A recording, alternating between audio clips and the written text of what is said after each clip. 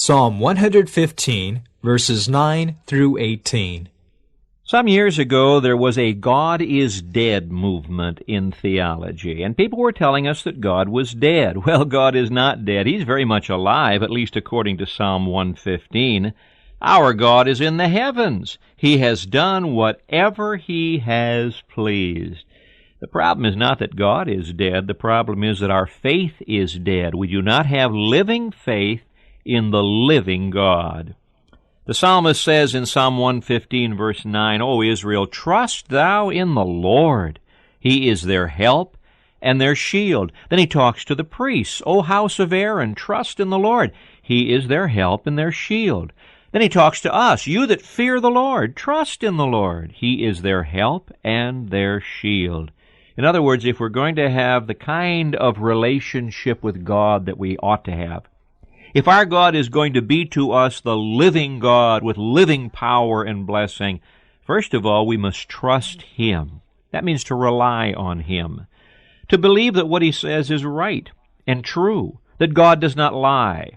It means to believe that what God is doing is the best thing for us. Trust Him. He is our help. He is our shield. He is our provision. He is our protection. He is our security. He is our sufficiency. Fear Him. Verse 13, He will bless those who fear Him, both small and great. The blessing that He gives is the best blessing. He always gives us the thing that is right. To fear God means to show reverence to Him, to respect Him when He speaks and when He acts, to have a heart that does not tempt Him or test Him or dare Him. And then bless Him. Verse 18, But we will bless the Lord from this time forth and forevermore. Praise the Lord.